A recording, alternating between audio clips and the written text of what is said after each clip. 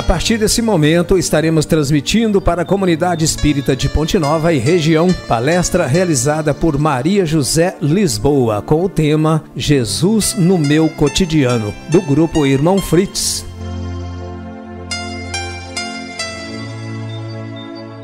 Boa noite, meus irmãos. É com muita alegria que aqui, mais uma vez, estamos para fazermos algumas reflexões a respeito dos ensinamentos de Jesus. Antes de qualquer coisa, vamos pedir a Ele que nos abençoe para que possamos ter uma palavra clara, de fácil entendimento e que abençoe a todos os ouvintes que aqui estão, que possa abençoá-los, ajudando-os a também compreender e que essa nossa conversa aqui possa contribuir e ajudar a cada um de alguma maneira. E aí, o tema que nós escolhemos foi Jesus no meu cotidiano. No Livro dos Espíritos, a questão 625, Allan Kardec faz a seguinte pergunta aos espíritos responsáveis pela codificação: qual o tipo mais perfeito que Deus tem oferecido ao homem para lhe servir de guia e modelo? E eles responderam simplesmente: Jesus. Foi a resposta mais curta de todo esse livro. Jesus é o auge do símbolo religioso para os cristãos. Nós, espíritas, quando pensamos em Jesus, pensamos nos seus ensinamentos. Procuramos estudar, analisar, refletir e compreender sobre o que e quais ensinamentos ele quis deixar para nós em cada momento da sua trajetória aqui na Terra. E ele não perdeu um segundo sequer para nos ensinar com cada movimento seu. Basta que entendamos e coloquemos na nossa vida, mudando nossa conduta no dia a dia. Jesus, ele é guia e modelo de decisão, guia de conduta, guia de equilíbrio espiritual, de equilíbrio psíquico. Vamos aqui analisar algumas passagens do Novo Testamento.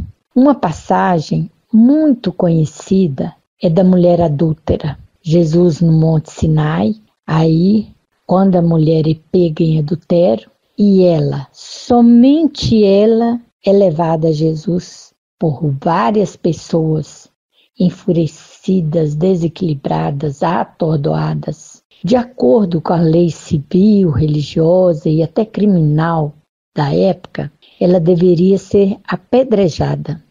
Aquelas pessoas com os nervos à flor da pele, com as emoções em chamas, com muita vontade de condenar, de julgar. Mas Jesus está sereno. Ele simplesmente se curva e escreve com o dedo no chão. Ele não permite que o tumulto da situação penetre dentro do seu coração. Quando nós deixamos que a situação externa penetre em nós, perdemos o discernimento, a capacidade de sentir e escolher o melhor. Jesus se mantém sereno e ele é provocado. Diz alguns: a lei mosaica manda apedrejar. E o Senhor o que diz? E Jesus simplesmente escreve: aquele que estiver sem erro, sem pecado, que atire a primeira pedra.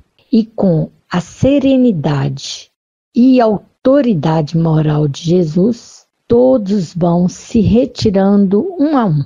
Aqui tem um ensinamento importantíssimo. Ninguém precisa se desequilibrar para se posicionar, para decidir, para escolher, para intervir.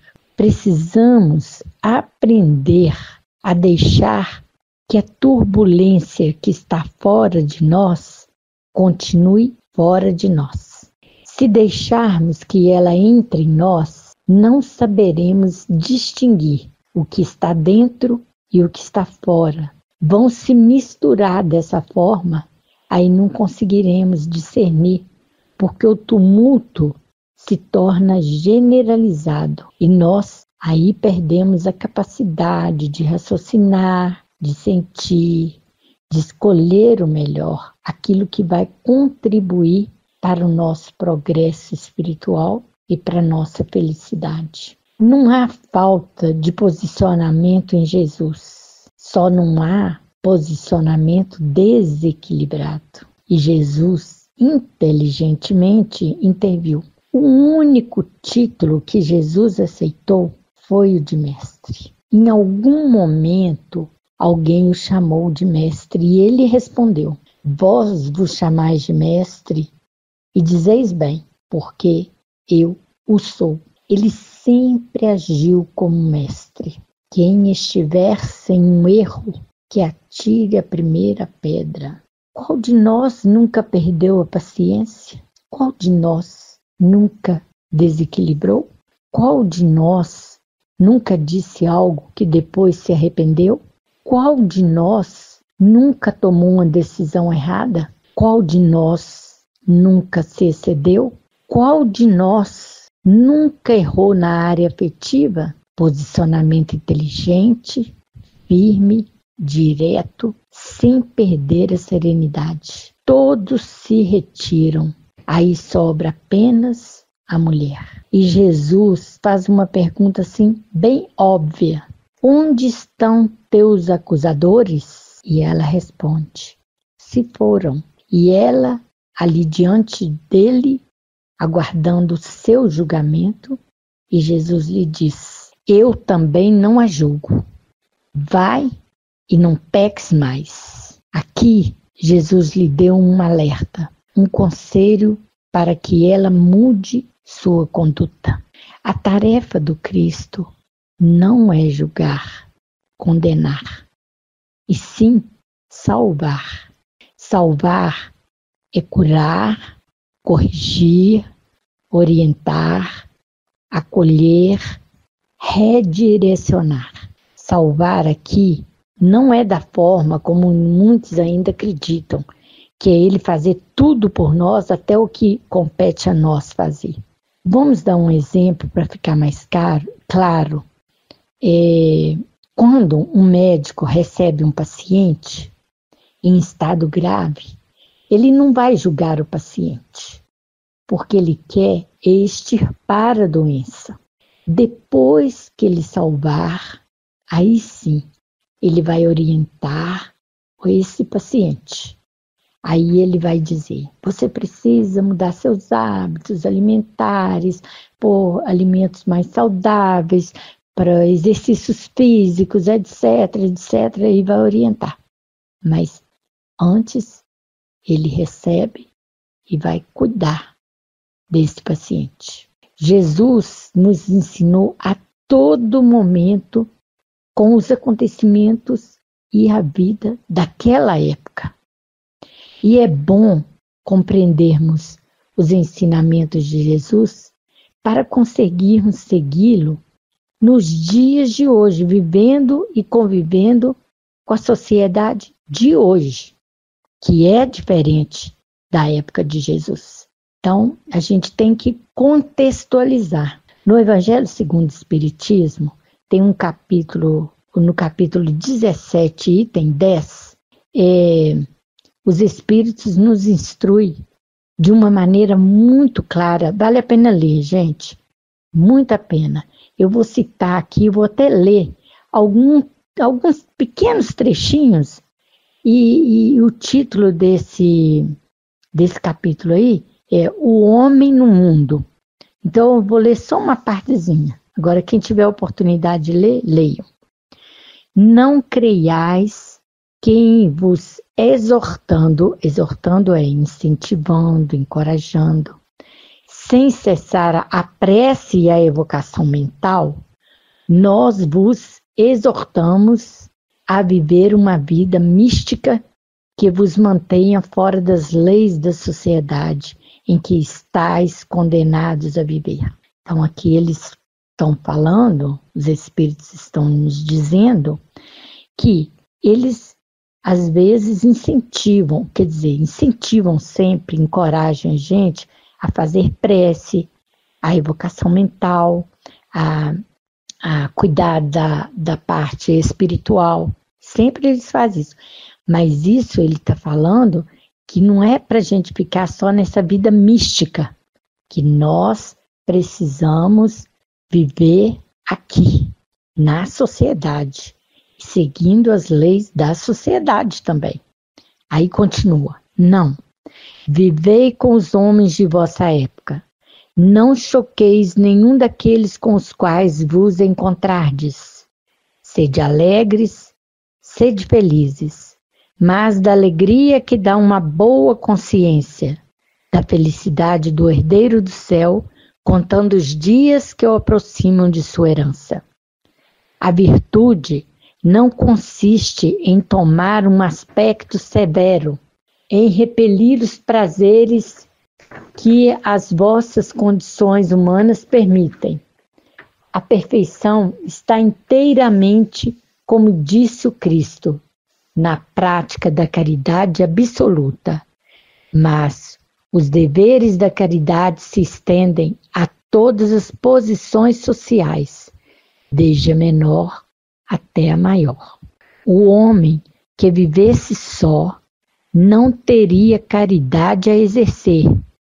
Não é senão no contato com os semelhantes, nas lutas mais penosas, que disso encontra ocasião. Aquele, pois, que se isola voluntariamente, se priva do mais poderoso meio de perfeição, não tendo que pensar senão em si. A sua vida é a de um egoísta, viu?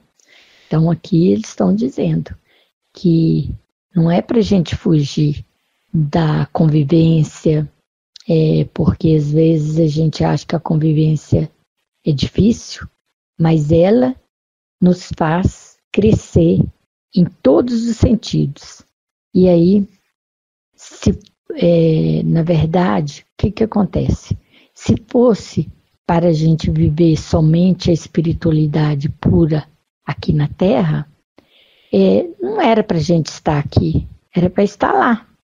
Se estamos encarnados, tem lições, talentos e habilidades, experiências que vamos adquirir aqui. Há desafios que somente a encarnação pode proporcionar.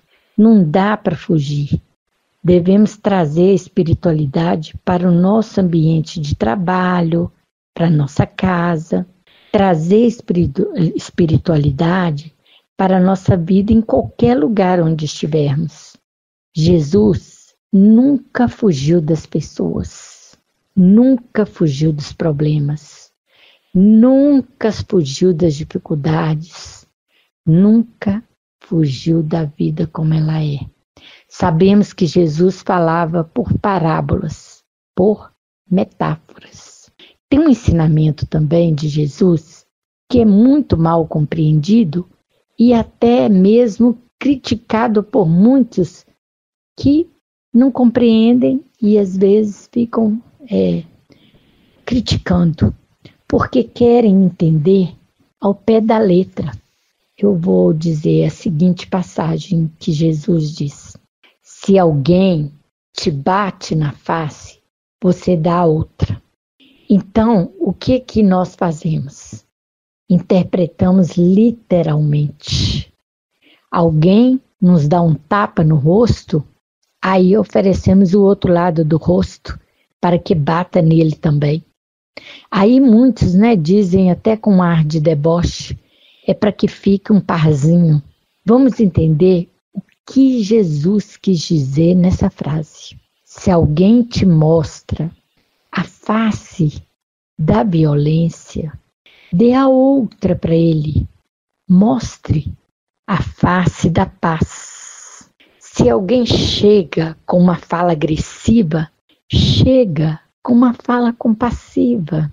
Se alguém chega com um comportamento de maldade, mostre para ele um comportamento de bondade.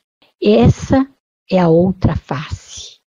Esse é o outro lado. Isso nós temos dificuldade de mostrar, porque geralmente o comportamento do outro nos controla. Já perceberam? Você está em paz. Se chega alguém agitado, te agita. Que paz é essa? Você é tranquilo até que alguém te ofenda. Então, o outro controla seu comportamento, porque ele te ofendendo, ele faz você se tornar um ofensor. Até quando nós vamos dar a outro poder sobre nós? Até quando eu vou permitir que o desequilíbrio do outro seja um gatilho para o meu desequilíbrio? Até quando a minha conduta vai depender que o outro me provoca? Que autonomia é essa? Isso é para a gente refletir e para ficar atenta. Jesus, ele falou uma frase que a gente sempre repete, e é isso é que a gente deve estar atento. Vigiai e orai. Vigiai, estar atento a todo momento da nossa vida, para que não fiquemos com todas essas dificuldades. Estarmos atentos para a gente melhorar cada vez mais. Atentos nas nossas atitudes, nas nossas reações, buscando sempre a melhoria e pensando, nessa situação que eu estou agora enfrentando, qual seria a atitude de Jesus?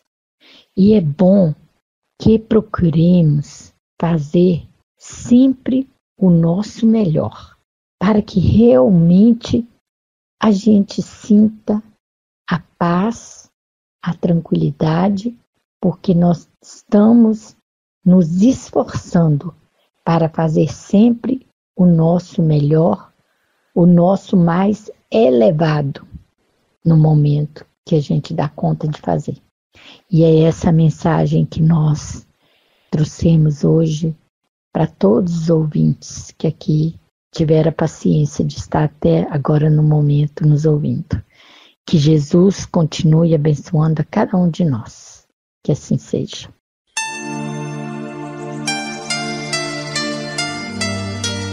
Termina aqui a palestra do Grupo Irmão Frites. Boa noite.